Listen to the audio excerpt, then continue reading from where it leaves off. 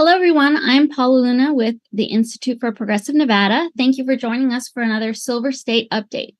Tonight, we're celebrating Indigenous Peoples Day a few days early. Indigenous Peoples Day is officially recognized the second Monday in October, and this year is this coming Monday, October 9th.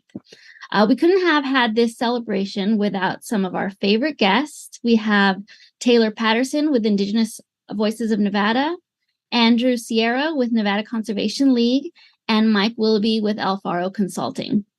Thank you all for joining us. I wanted to start with Taylor. Hi, Taylor. Indigenous Peoples Day is a meaningful celebration of Indigenous cultures and heritage. Could you share with us the significance of this day for Indigenous communities in Nevada and in the brighter United States? Of course. Yeah, I'm excited to be here. It's always amazing to be back with the family, so to speak. But I'm always really excited to talk about Indigenous Peoples Day because it was the very first project I worked on starting this organization. And so it's definitely a soft spot for me because it seemed like a no-brainer to me that we should be able to have a day of celebration surrounding Indigenous people. But it actually was kind of a little bit of a fight, and it continues to be a fight, right? So we recognize Indigenous Peoples Day here in Clark County and in some of the other municipalities like the city of Reno and a couple of our rural counties actually.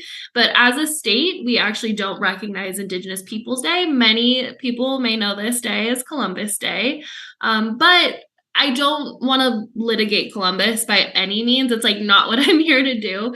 The fact of the matter remains, like, people are very educated on Columbus. They know about the Nina, the Pinta, the Santa Maria.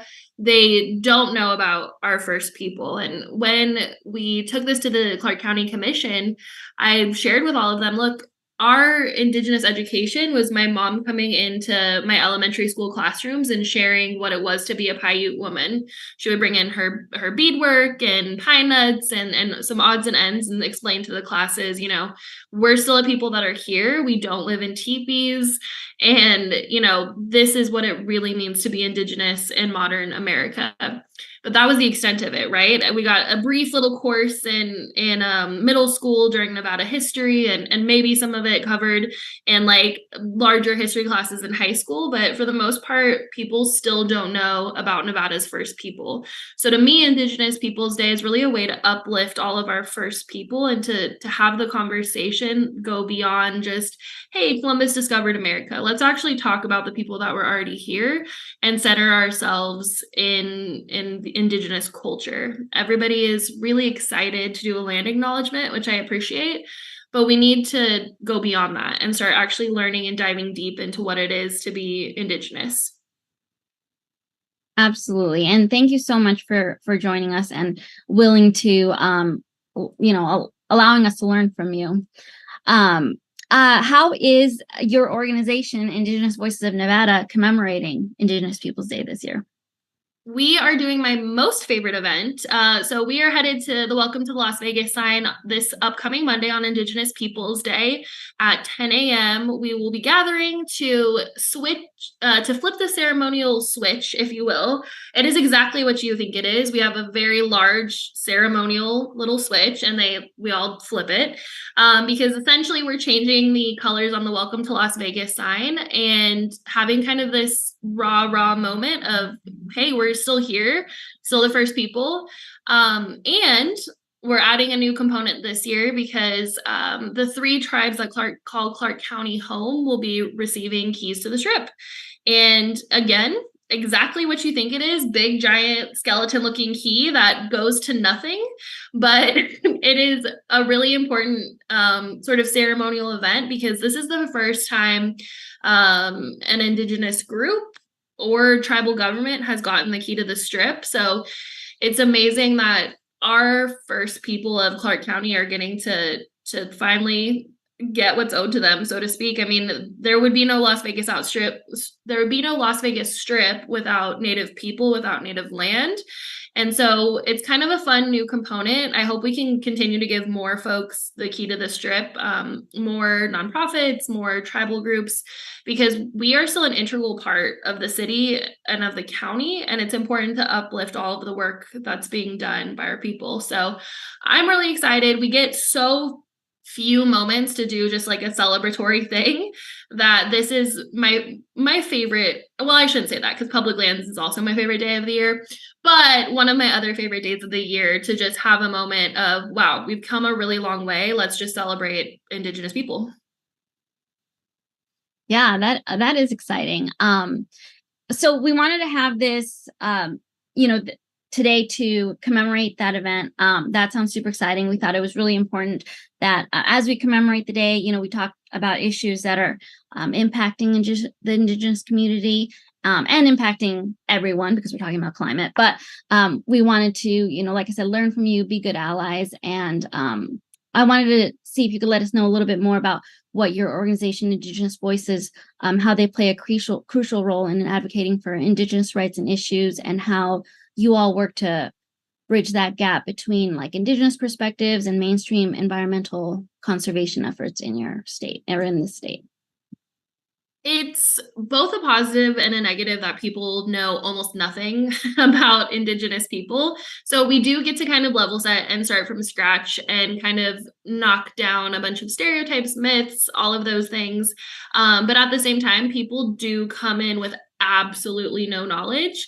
And so we do have to work from scratch where we have to like let people know, yes, we do pay taxes. No, we don't go to college for free. And then when it comes to kind of the conservation topics and climate topics, we have to let people know that we're the first stewards of this land. We did not create the climate crisis, but we know how to fix it.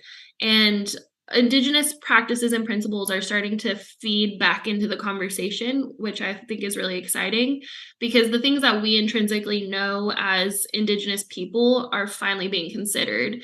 And it's no question that all people of color have a different relationship with the land than white folks. And Andrew has a quote that he uses from time to time, and I love it because it's the same thing all of our grandmas talk about, right? Which is like, if you give to the land gives back to you. And I hate to steal Andrew's plug because it'll come up at some point tonight, but every time he says it, I'm like, right, because that's stuff that we intrinsically know because we're people of the land, right? We negotiate and have a different way of looking at things than sort of the general public. And so we're seeing now people finally get on board with that. We saw it with Avikome, which we worked on a lot with you guys too. People are starting to look at the Indigenous perspective and go, whoa, you guys actually knew what you were talking about all along, which duh. But we're so happy to share that knowledge. Right. It's about time. And that was actually a perfect segue because I did want to introduce our other guests. We have two more surprise guests for everybody else who's out there watching. We have Andrew with Nevada Conservation League. And Andrew, I know Nevada Conservation League focuses on protecting the environment in Nevada. Can you elaborate on some of the key environmental challenges facing the state and strategies that your organization employs to address them? Yeah, absolutely. And thank you so much for having me on today. It's always a pleasure to be able to speak with BVP, or in this case, IPN, about all the great work that we do. But I think there's no question about it, the fact that Nevada is on the front lines of the climate crisis. I mean, every year we hear this is the hottest summer on record, or this day is the hottest day on record. And that just is now becoming the norm year after year. And while that is also true, what is also true is that this is probably one of the coolest summers we'll also face in the next 50 years. And that's because temperatures are rising year after year. It's only getting hotter. And if there's anyone in the Southwest who knows about heat, it is those who live in Las Vegas, Nevada. Sorry, Reno, but but those who live in Nevada. But besides summers, I think it's very clear that abnormal weather is impacting the state, depleting water resources, extreme heat, drought, wildfires, both in northern and southern Nevada. And it's not too far-fetched to say that as we look forward into the future, we just might be impacted by hurricanes, considering what we saw earlier this year. Hurricanes in the Southwest or just the West sound insane, but that is the reality that we're living in. And I know you asked about environmental challenges, but I also want to touch on how climate crisis is impacting Nevadans in ways that they might not think about or they might not connect right away. But there are a number of public health impacts as a result of climate change, as a result of the climate crisis. There's a ridiculous amount of smog pollution that leads to higher rates of asthma amongst young Black and Brown children. The urban island heat effect is disproportionately impacting neighborhoods and Black and Brown neighborhoods, specifically because they have been underinvested. They weren't created with a sustainable lens. And as a result, they face higher temperatures in the summer. Not to mention, utility bills are going up for everyone. And you might be wondering, how the hell is that connected to the environment? Well, the main source of energy that we get from the electricity that's turning on my lamp right now, that fuels our homes, it's created with fossil fuels. And fossil fuels have an unpredictable, volatile price tag included to it. So utility bills are impacting working class people. And not to mention, because of the heat, we're seeing impacts to our union brothers and sisters who are out in the heat in the summers, who are building the city, who are now having to live with that reality. So what exactly are we doing about this? It seems the world's on fire, but there's a bit of hope. I can say that. All of us here, you yourself included, Paula, Taylor, and the other special guest on here, we all work in coalitions with various stakeholders to pass good policies that help move the needle. We're at the state legislature. We're meeting with county commissioners. We're meeting with members of our federal delegation. And beyond just meeting with them and just talking the talk, we're also walking the walk. We're hosting events. We're collecting petition signatures on important petitions. We're mobilizing people for regulatory hearings. Again, we're passing policies, all in an effort to make sure that our lawmakers take us seriously, that our lawmakers take our community seriously, and more importantly, that the community needs are front and center in these conversations. Thank you so much for that, Andrew. And I could not have asked for better guests, because you all are setting each other up for perfect intros. And we are going to talk about that. We're going to talk a lot about, a big national win, the Inflation Reduction Act and all that it's done for our communities.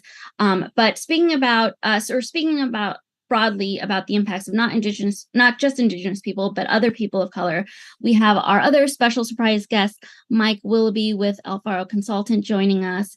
And Mike, I know that you are kind of our expert on this subject tonight.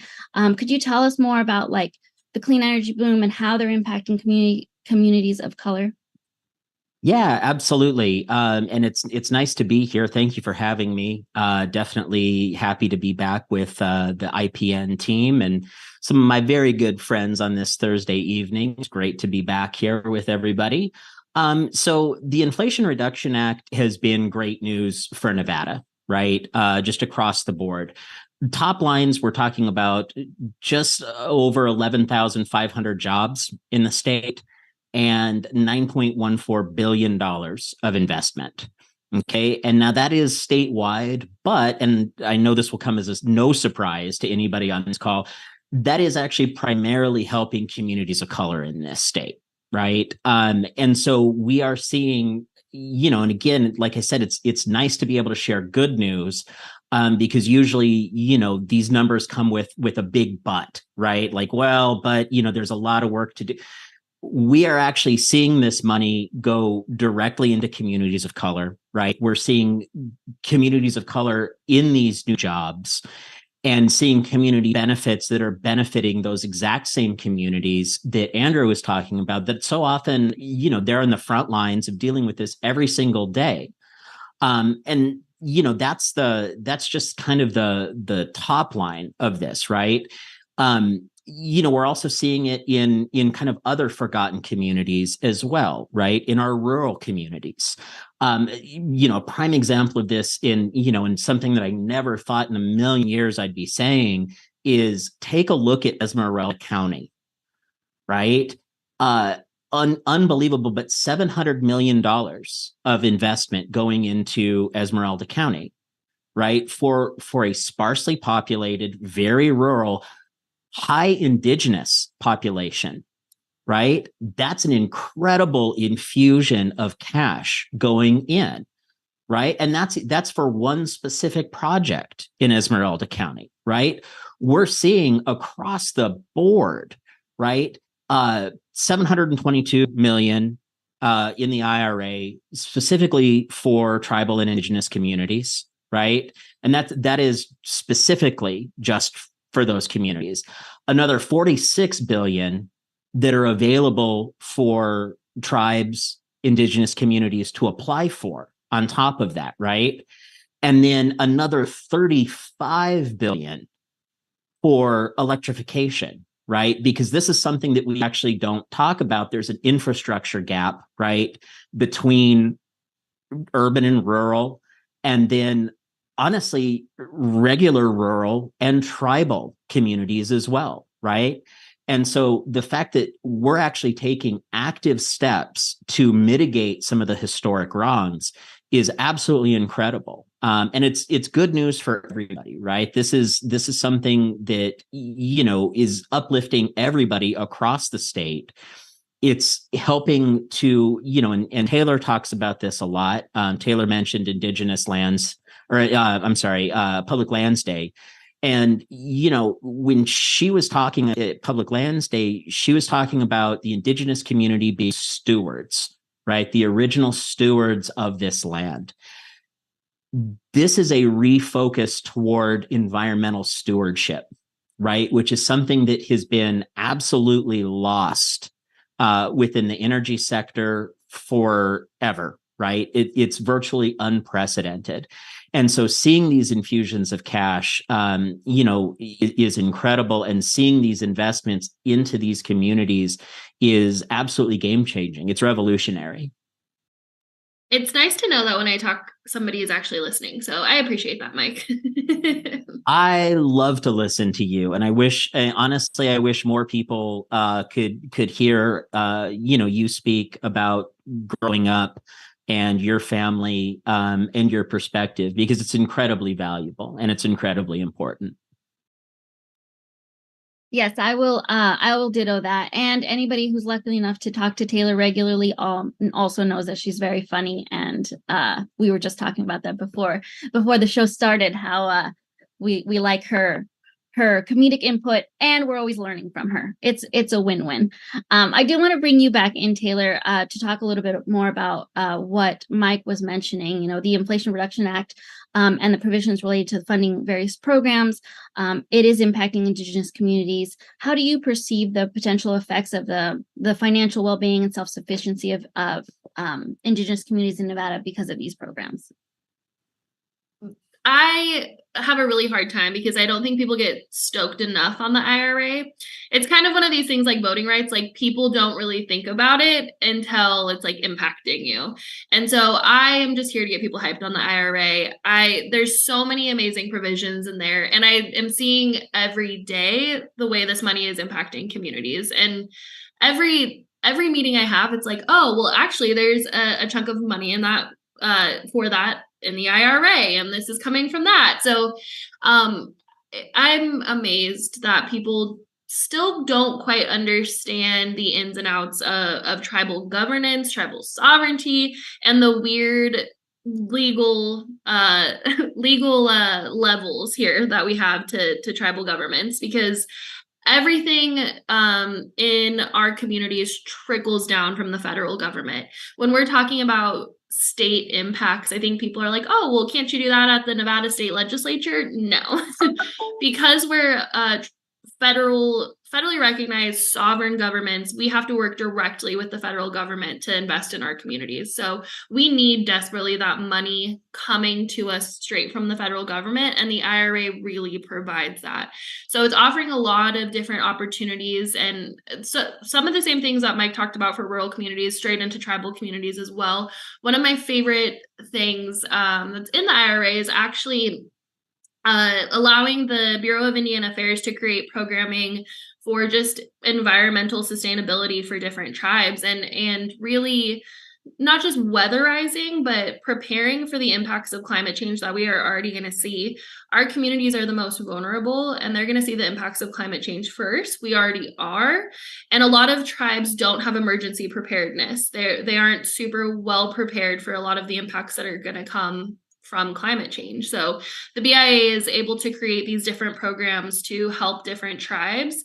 And that's everything from your really teeny tiny tribes all the way to your big ones need to work with the Bureau of Indian Affairs and the federal government to get these programs off the ground. So we're going to see the impacts in a lot of different ways. It's in these preparedness provisions, but it's also in investing in renewables and investing in energy. I think you're going to ask me about that later, or you might ask Mike, who's like the true expert on the Inflation Reduction Act, but solar has been really positive for Indigenous communities. And I think for a long time, it's been painted in sort of this adversarial role, which I really push back on, because I think people think in very simple terms about tribal governments and tribal people as, well, you guys just want to protect the land, right? And yes, and I will say in the grand scheme of things, we need there to be an earth to then protect. So if the earth is on fire, if everything is burning down and flooding and we're in panic situation, it doesn't do us very much good to have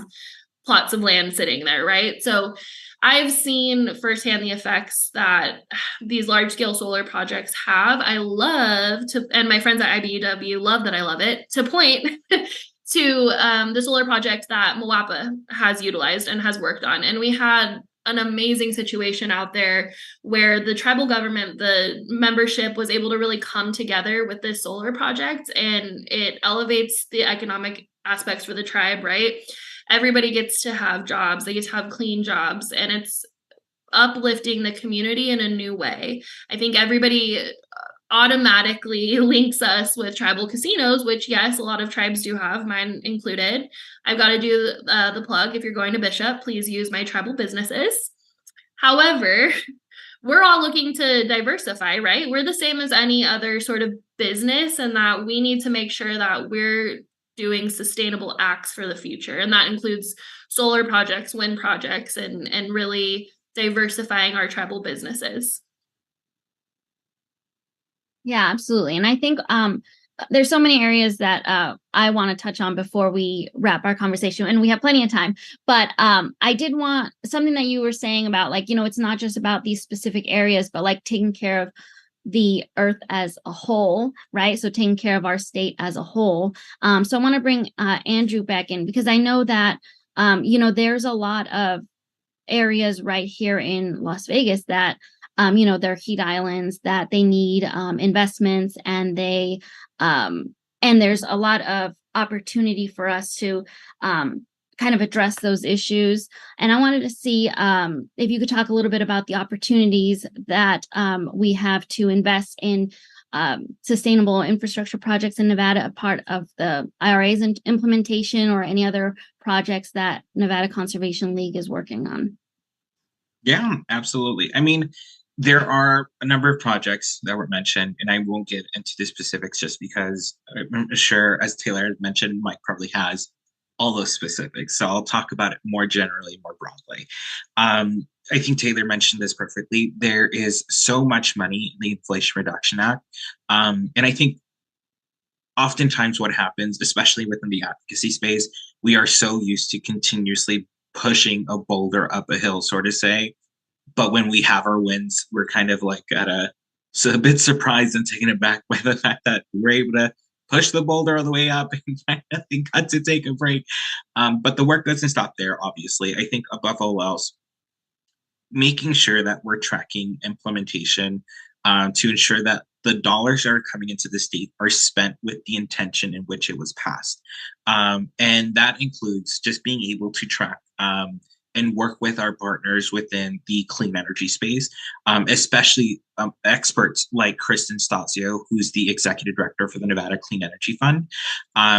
We have our different departments in Nevada Department of Environmental Protections. We have the Nevada Clean Energy Fund and many other agencies and organizations across the state who are actively, and local municipal governments who are actively pursuing these dollars. And these are hundreds of millions of dollars in just a few year span, and that's not taking into account the fact that over the next decade there will be billions of dollars spent all across the country, and millions of dollars worth of loans, worth of grants being sent out all over the country. So being able to make sure that we're working with Chris and Stasio, for example, with the Nevada Clean Energy Fund, to be able to help support in whatever ways possible to make sure that these dollars are spent with the intention to which it was passed. And I know Mike had mentioned this, but again, the dollars that are coming into our communities, especially frontline and BIPOC communities, are going towards generating good union paying, good family supporting union jobs that really do make a difference in terms of being able to take someone out from being able to move up the ranks, sort of say, within the socioeconomic ladder.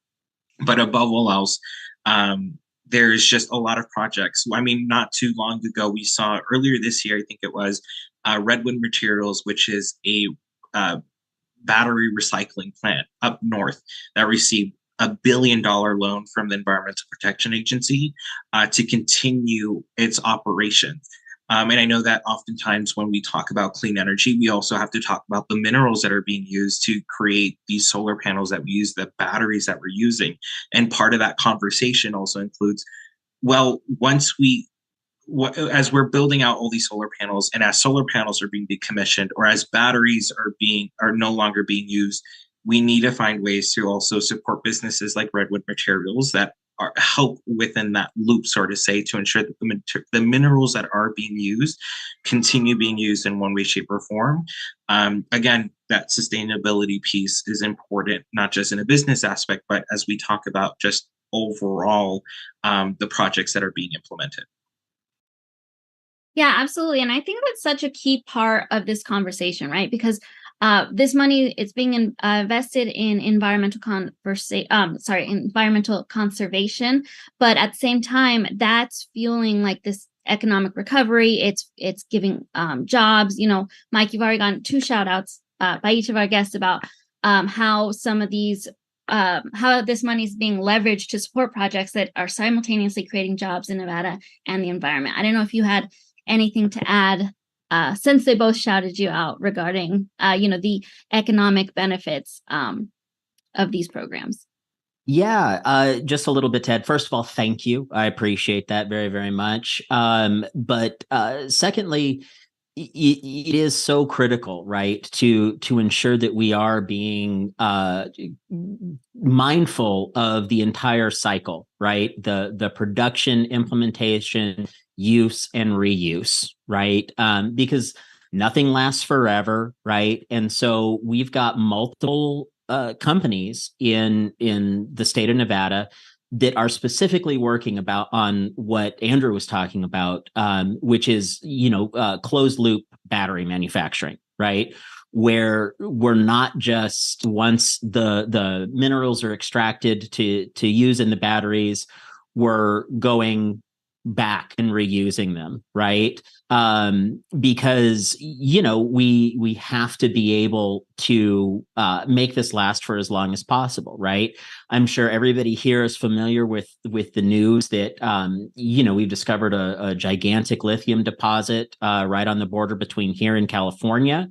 And so, it's incredibly important, right, to involve local communities, tribal communities, in developing these things, right? Because this is something that just hasn't happened in the past. And it's very easy for people in the city, people who are not directly impacted, to comment yay, nay, whatever on that. But the single most important voices in the conversation are the local communities, the tribal communities, whose land this is going to take place on, right? We've also heard a lot. Taylor mentioned the large scale solar arrays. And so I'm going to give another shout out to IBEW, because this was years ago, right? When we were just breaking ground on the Mawapa project out there, that IBEW took concerted steps to hire tribal, to hire locally, right? And now they're implementing that across other projects as well. And, and again, shout out to somebody who isn't even here, but former state senator Chris Brooks, former IBEW Chris Brooks, right? With Aravia Power. And to really make it bring the loop all the way back together at an event for the Nevada Clean Energy Fund, I got to run into him and talk. And one of the very first things that he mentioned when we were talking about his new operation, Aravia Power, was that they were implementing that exact same set of principles, those exact same programs that we, fought very hard for to ensure that IBEW is doing, that he is implementing those in the private sector as well on union and non-union projects alike. So that shift of mindset is incredibly important, and that is something new, right? That is something that we haven't necessarily seen in the past, and it's a welcome change. And the last thing that I will kind of shout out here, especially for these large-scale solar arrays, I was very, very lucky to be at a ribbon cutting ceremony at the Unimax facility, who is expanding. They've expanded like 300%. They're about to expand more with a partner company called Nextracker. Nextracker has developed technology that allows for solar tracking that is non-destructive for the environment that they're putting it on. Now, this has been a huge problem, right? Because a lot of the times these projects require a massive amount of terraforming and scraping of the natural environment in order to create a surface in which you can mount these giant PV panels on, right? They have actually started to implement things that can go across uneven ground and still track the sun, like a solar roller coaster, right? And it's absolutely incredible. So industries, right, are seeing, the light, for lack of a better way, right, to describe this, and developing ways to actually address some of these concerns that advocates have had, right? Because we don't want to. You can't destroy something in order to save it, right? Contrary to what Robert McNamara thought during the Vietnam War, like that doesn't really work, right? You have to be able to maintain the environment in order to continue, right? And so the fact that we're seeing industry and manufacturing specifically, really, really adopting these core principles that normally were just reserved for the advocacy space is incredibly heartening. Absolutely. Shout out to, our union peeps and all the amazing projects going around and that we're working on. I was listening to something and I was trying to remember while you were speaking on NPR today about there is a silver lining. There is a huge shift in how we're getting smarter about using these clean energy resources, and it's escaped to me. But it would have been perfect had I remembered for this for this session. But I want to go back. I want to go back to Taylor because speaking of like the projects and stuff we're doing, locally is also making a major impact. Not just, obviously we need national funding. We need these national-wide programs, but like you had touched on earlier, what we're doing locally at a statewide level and local levels is huge. I want to turn it back to focus a little bit more on your org in particular, Indigenous Voices of Nevada. I know you're currently involved in various different things. I wanted to know what you're currently involved in to promote both Indigenous culture and environmental conservation in the region. And just to get a chance for anybody who's watching to learn a little bit more about Indigenous Voices and what you all do.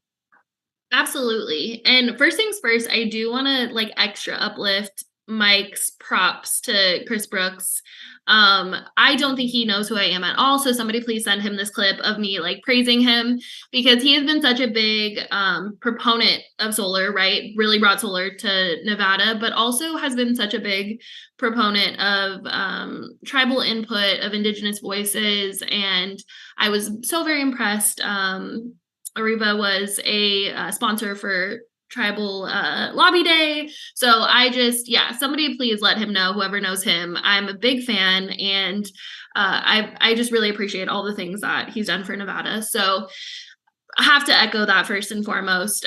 So on to the actual question. For Indigenous Voices Nevada, I was really surprised when we created our sister organization, Native Voters Alliance Nevada, that everybody was desperate, eager for us to talk about lands, to talk about conservation, because it's something that's very intrinsic to, I think, our Indigenous perspective, that it never occurred to me that like people are very hungry for that, and they want to know what we have to say about public lands, about conservation and solar, and just about everything in between. And so Indigenous Voices Nevada was created to like really work on public lands, really work on all of these cool conservation topics. So it's really been at the forefront of what we do at IVN. And we, of course, had such an amazing, successful project with Avikwame National Monument. My first national monument I got to see from start to finish, so to speak. And I said, you know what? We had so much fun doing that. Let's do it again. So we are working right now on a newly proposed monument in East Las Vegas. So we're kind of squished in between sort of the city, Rainbow Gardens, kind of that area, and Lake Mead National Rec. And it's a really amazing area that kind of intersects again the way Avikwame did with geological properties, biological properties, and then of course Indigenous values. This is a space that Southern Paiute people have existed in since time immemorial. And it's really important that we protect this piece of land while we can, because we have some also really cool features, the Great Unconformity, which a ton more qualified geologists can tell you about that.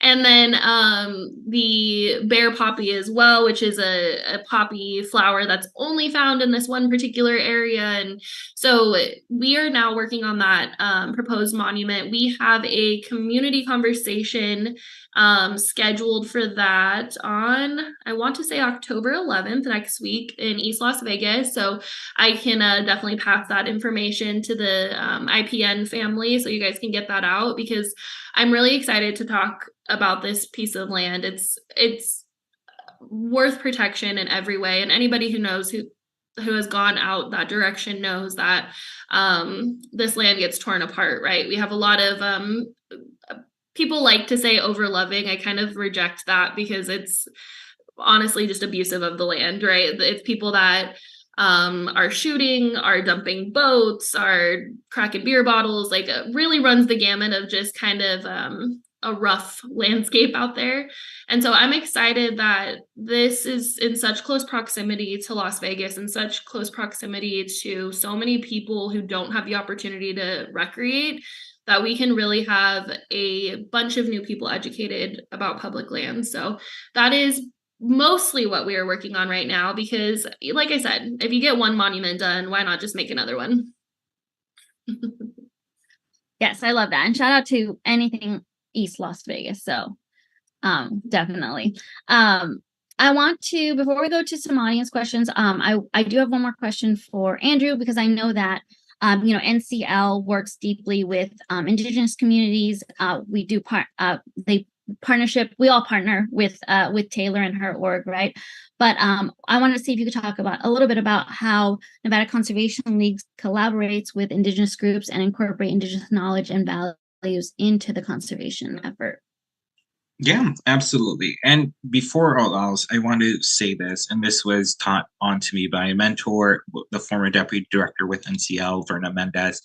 But the one thing that really stuck out when I first started with this organization was we had a legislative overview event for the 2021 session. And she started out by saying that the conservation movement was started off of white supremacy. And there is no lie set there, just because if we're going to be very honest and if we're going to have blunt conversations, it's worth acknowledging that the idea of conservation was seen as like a pastime, as a hobby for those who had the finances to be able to partake in it.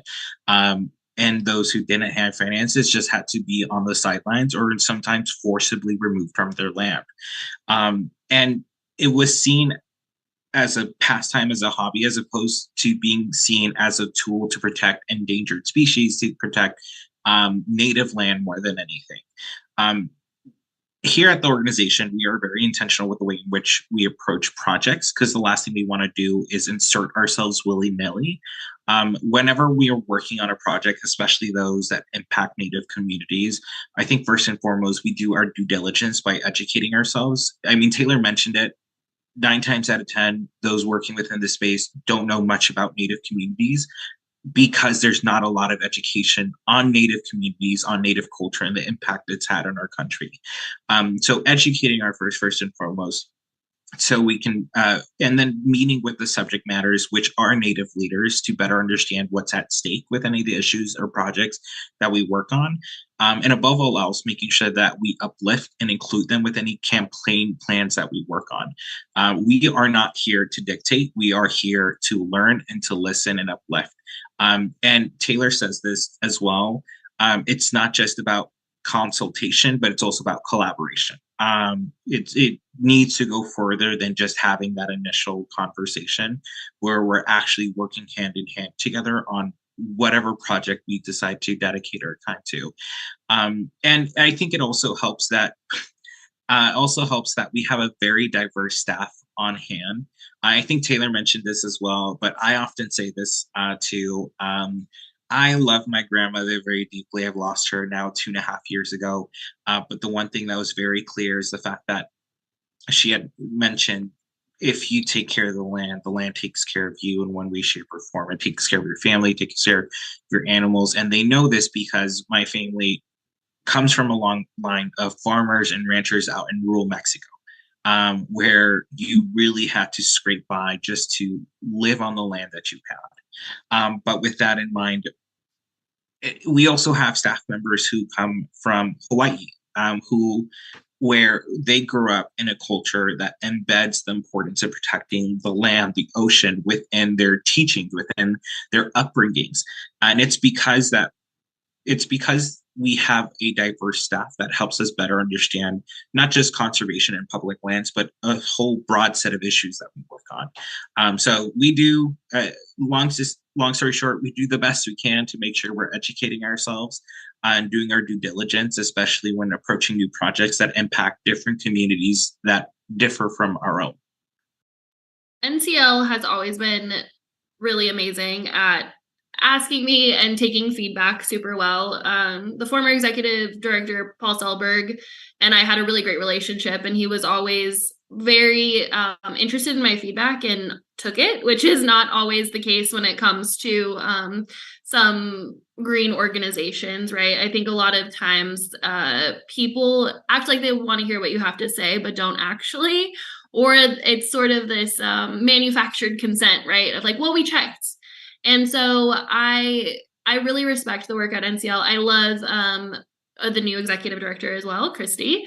And it's amazing to just be able to work with people that actually value that feedback. And so I am such a fan of both IPN and NCL, and really, honestly, the biggest fan of just Mike. So I just appreciate all of you guys allowing me to have the space and really trying your hardest to uplift our organization and other Indigenous people, because I know it's hard, and I've seen people do it really poorly because they just go the easier, softer way. And so just a mutual admiration society here all around. And I appreciate just Andrew and I quoting each other back and forth. So yes, I love the collaboration, and I learn from all y'all every time. So it's such a pleasure for me. We do have a couple audience questions, and then we're gonna go to final thoughts. But it's all about Indigenous Peoples Day. The people want to know, Taylor, one, is there going to be another push in the legislature to create Indigenous Peoples Day statewide? And kind of the second question that I kind of goes hand in hand, has the governor ever issued a proclamation for Indigenous Peoples Day? So I think yes to all things. I we've had proclamations, like I said, in a bunch of different rural counties. Our former governor had done proclamations for Indigenous Peoples Day. President Joe Biden has also done proclamations for Indigenous Peoples Day as well. So I think the attitude is changing. I think we're going to see more municipalities move into recognizing Indigenous Peoples Day rather than Columbus Day. I think it's really unfortunate that sort of the divisive politics in this country have gotten away. They've gotten away from the true meaning of what we were trying to do with Indigenous Peoples Day. I think people wrongly take this as a criticism on Columbus, or like I said, I don't want to relitigate Columbus and what he did or didn't do, or who he founded and who he didn't. But the fact is, like, we really need this as a community, and we need to be able to have this day to celebrate, number one, and to educate, number two. And so I am not in the business of telling tales out of school. So I will say we will drop some legislative priorities here, probably post the 2024 election. And so definitely just follow us. And, the IPN family will be the first to know when I start making trouble for Indigenous Peoples Day at the state level. So the answer to the question is a long way around of watch and see. Thank you. And yes, we will uplift whatever we can. And is there anything that our audience can do to support the cause, get the word out there, anything for lifting up Indigenous Peoples Day? This is a really simple ask. I mean, definitely follow all of our social medias. I know we've been in the chat, and I know IPN always sends out all of our stuff, which I very much appreciate. But I really do want people to start having these conversations organically within their communities and within their families. I know people often say, oh, we don't talk about politics or whatever the case may be. But I think like I said, we've had a real breakdown in communication as a community here when it comes to Indigenous Peoples Day in particular, that people do see it as a divisive issue. They see it as Italians versus Native Americans, right? Like, who deserves our recognition more? Who deserves the piece of the American pie more? And I don't want it to be that. I want to be able to have just the conversation that, like, hey, it's not appropriate that my mom had to educate my elementary school classrooms on Paiute issues or Indigenous issues. It's not appropriate that my staff, most of them were the only Native kids in their classroom, or that, they grew up feeling othered. And we talked about it a long time ago on a different program, where it's like, you have kids asking me if I live in a teepee. Like, those things are so far inappropriate, but it's coming from a place of ignorance. And I think we need to have these discussions as a community. I will call on my Italian allies, if you will, to definitely have this conversation within your families, because I know it's definitely a hot button issue, and it's covered in The Sopranos very clearly. So I just want to see more people having the conversation about why we need Indigenous Peoples Day, and how we can move forward on this issue. Yeah, absolutely. Thank you so much. I'm going to go in reverse order, kind of with final thoughts as we wrap up the show about anything that we talked about. And Taylor, I have to save you for last, because you always give us our good, no pressure, our good send-offs. But Mike, I want to start with you. Any final thoughts as we wrap the show? Just a couple. So one, I would encourage, everyone who is not Indigenous to, information is easy to find now. So it really should not be up to Taylor or organizations like Taylor's to let you know what's what, let you know whose land you're on, or make you aware of these issues. You have functioning fingers. You can Google. If you don't, you can ask your virtual assistant of your choice. If you're one of those Android people, I'm assuming you have technology. I don't know. I'm an Apple person, so I would just ask Siri, but I'm afraid to say her name because she'll probably pop up. But you could ask Alexa to find that for you, and I would encourage you to do so. I would also just encourage you to follow NCL, to follow NVAN, to follow Indigenous Voices of Nevada, to make some of that a little bit easier for you as well. And, kind of to echo what Taylor had just mentioned, talk with your friends, talk with your family. If you see somebody doing something or saying something stupid, bring it up, talk to them about it. It doesn't have to be a big deal, but it's a lot more effective, coming from somebody close than it is from, a stranger yapping at you on a live stream, right? So take those opportunities, talk about the good stuff, and share the good news as well, right? We I kind of started with this, that it's really nice to be able to share good news, and there's a lot of good news to share. So positive news goes a long way as well, right? It's not always tragedy and negativity, although just personally I tend to spend a lot of time there as well.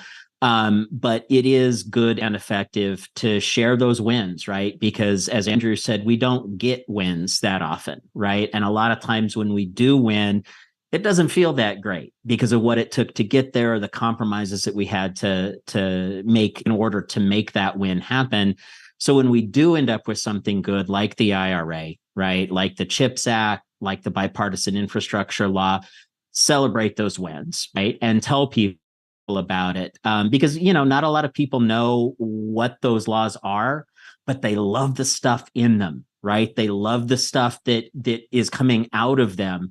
So if you can start making that connection, everybody's going to be better off. And nothing wins like wins, right? So like wins tend to build on each other. And so we've got some good wins going, and we can build on those by letting people know that we did win and kind of what's in those wins.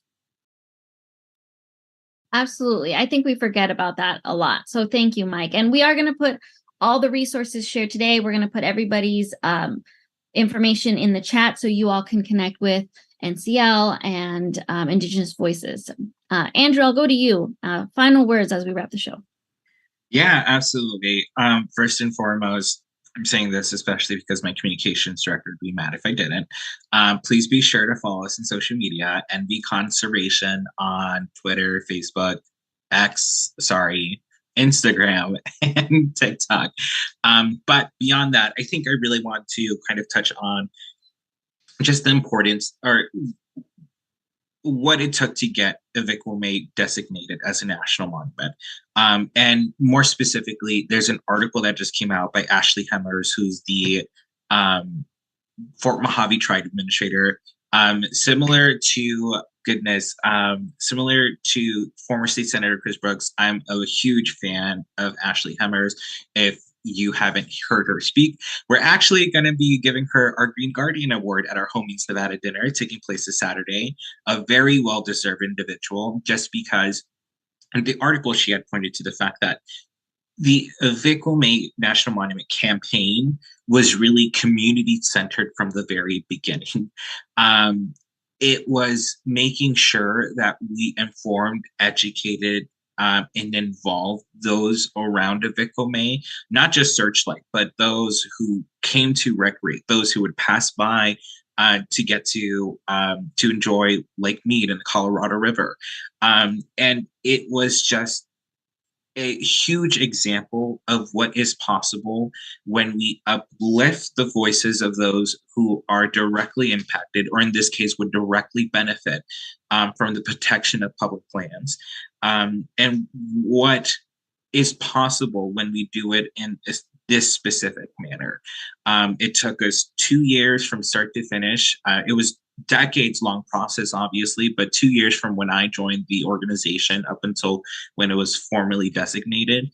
And honestly, 2 years to get a national monument designation to protect over 500,000 acres of land, to put in place proper protections on sacred Indigenous grounds. Wow, it is just, it's mind-blowing. It's incredible. It's an honor to have been part of this campaign in one way, shape, or form. And again, I just want to emphasize the importance of community organizing really, and community in any project that we do, because a lot is possible when we put our best foot forward. That's the final words I have for today's show. Thank you, Paula. Thank you so much, Andrew. That's right. Celebrating those wins. All right, Taylor, take us away.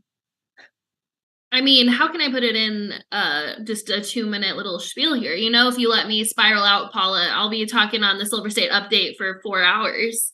I'm really happy to have been here tonight. 2 times in a row, you guys have asked me to come on and talk about purely celebratory things. I'm shocked.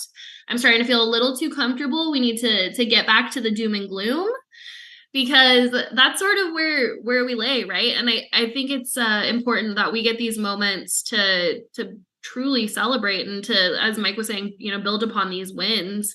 It's really easy when we talk about the climate, when we talk about Indigenous issues too, to say, wow, there's still so much that needs to be done, right? Like, we are not in any way, shape, or form done, but these are amazing things that need to be celebrated, and to really have these moments to say, hey, we are getting good stuff. Like I said, every day in the meetings that we have, you know, Mike and Andrew and you, Paula, we all sit on these meetings over and over again. And it is really something new every day, where I find out that there is new money allotted for these new cool programs and for our communities. And so I'm hoping that we continue to build upon those wins and we get more for our communities. I've said it a bunch during all of the Public Lands Day stuff, but never before have we been able to come together like this and have these communities represented. All of the issues that are impacting our communities are finally at the forefront. And I just want everybody to kind of celebrate that win for a brief moment, and then get out there and get to work and hold corporations accountable, elected officials accountable, and really start doing some of this hardcore work, because it's not done, but I'm happy at where we got so far. It's more than we've ever had before, which is sad, but also amazing. That's right. And I'm thankful that I get to do it with amazing people like you all. So thank you so much for joining us. Everybody have a good night. We'll see you all again in a few weeks, and join us next time. Thank you.